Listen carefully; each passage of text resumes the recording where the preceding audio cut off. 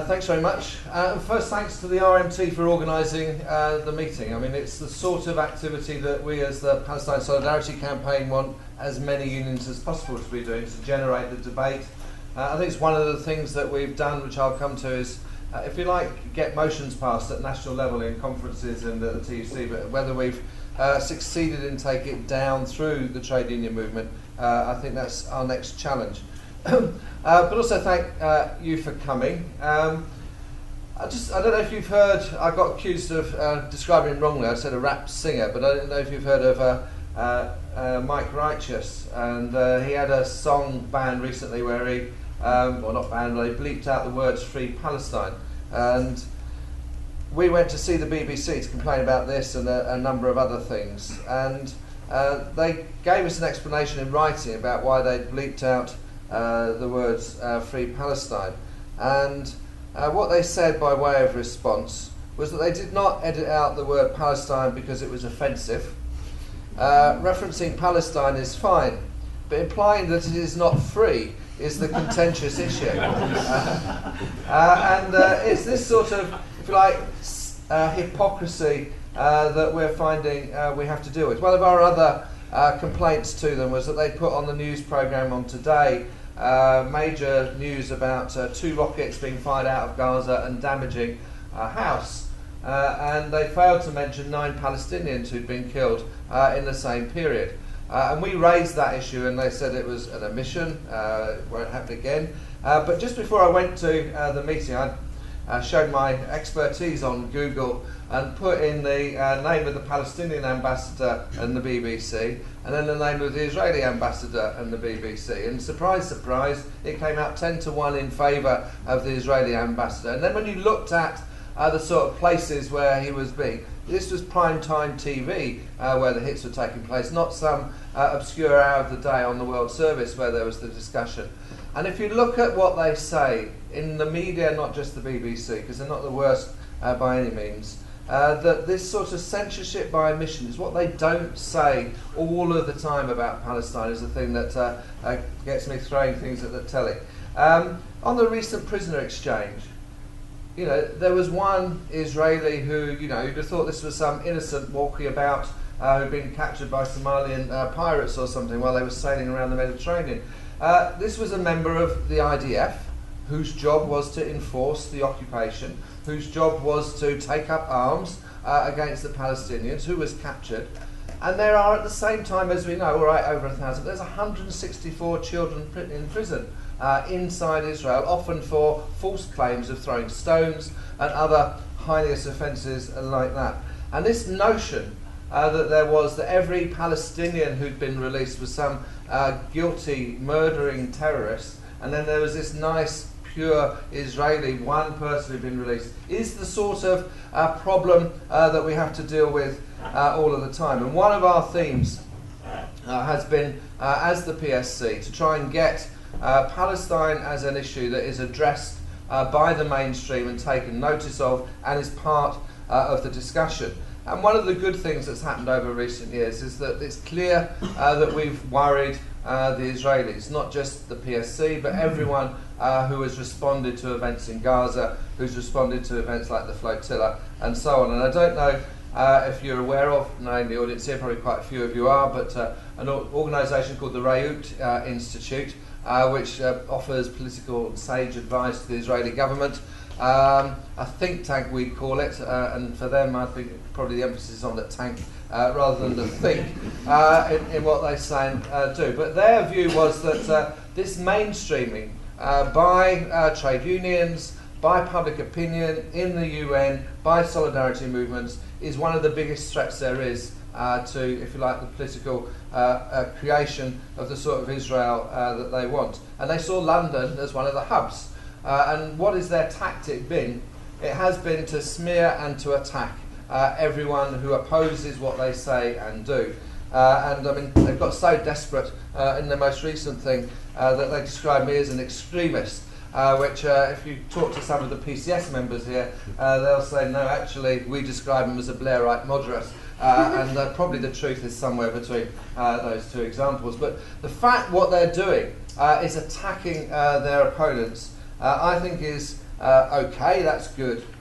But the smear that they try and do is say that if you criticise the actions of the State of Israel, that you're anti-Semitic. That's what they try and do on every single occasion. It is true, because I've been the victim of it and I know it happens. Read the reports sorry, Hugh, listen, can you allow the speaker to speak? Okay. He tells the truth, yes. No, you're allowed to speak. He's allowed to lie, okay? No. You lie, Hugh. No. Lie away. What I was saying was this smear of anti-Semitism is something that is put on those opponents about the actions of the State of Israel. And what we've got to be clear, I think, as the Solidarity Movement, is two things. One, that it is the actions of the State of Israel, what they're doing, that is what we're against. It's what they do on a daily basis that we challenge, be it about the occupation, the wall, or the siege.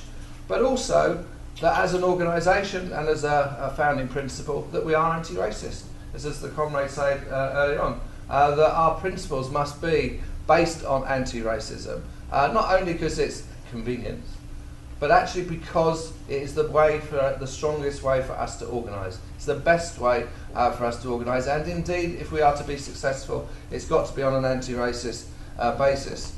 And if you look at the TUC as a barometer of what's been going on, and those of you involved in trade unions will have seen that there's been a long debate in the TUC where for many years they would not discuss the issue, or they would take a very cautious approach to any debate about it. And now Palestine has been discussed over the last 3 years in a row at the TUC Congress.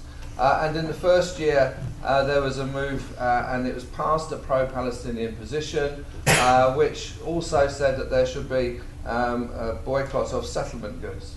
The second year it moved on to saying that there should be a policy of boycotting all those firms who are complicit with making profit from the occupation, the wall or the siege. And I think I said at the TUC, I can't think who that leaves out of the equation. But it's again a major step forward. And at this year's conference, that was Congress extended to saying that not only should it be boycotting the goods of complicit firms, but unions should review their bilateral relations with the Histadrut and other organisations within Israel on the basis of that policy. And I think the key phrase on it is complicity. Are those organisations that you're dealing with complicit with support of the occupation, the wall, the siege, and the actions of the State of Israel, or are they not? And that seems to be a good marker that we should use. And I can't think of any reason why a union in this country needs to have a bilateral relationship with the Histadrut. But we do need to have relationships with supporting workers within Israel, workers within Palestine on the struggles that they're taking forward, and making sure that they are publicised, and making sure that we provide normal support.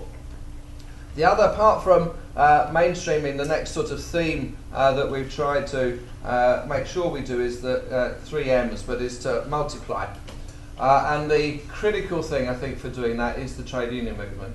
If you look historically on the solidarity movement and where we've got to on Palestine, there have been a lot of individuals who've been committed on the question of Palestine, but there hasn't been organisational support or strength or resources to make sure that we can build and grow the solidarity movement in this country in the way that we'd like.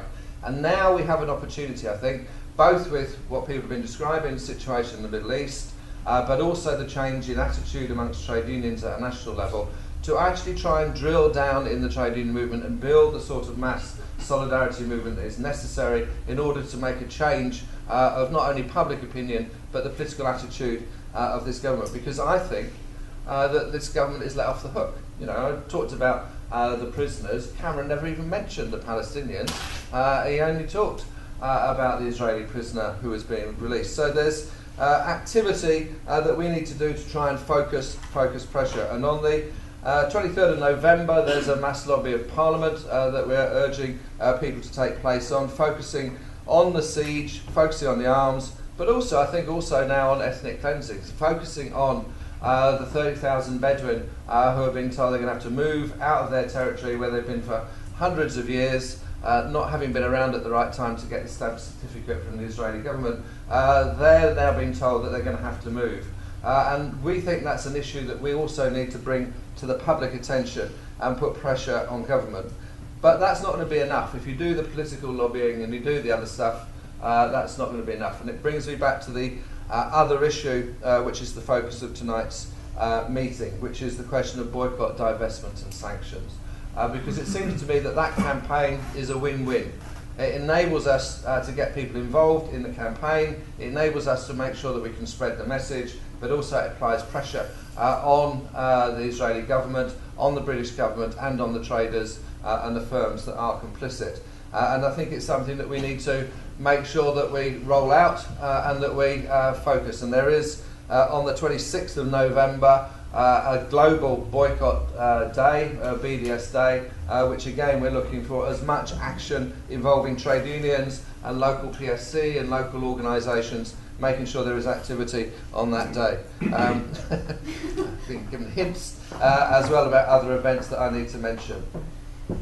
But the last, if you like, returning to my theme of hypocrisy, and I know you're probably sure a few weeks ago there was an attack on the Israeli embassy in Cairo, and there was protests, and the Israeli Prime Minister Netanyahu had phoned up Cameron and phoned up Obama, and they phoned up the Egyptian authorities and said, you've got to stop this, you've got to follow international law, you've got to follow international agreements.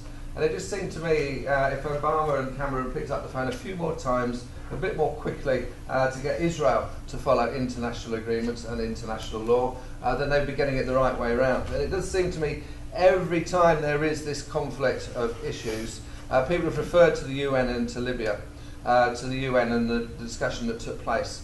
And when they had the Israeli Prime Minister and Abbas from Palestine there, and Obama was saying, we can't possibly get involved.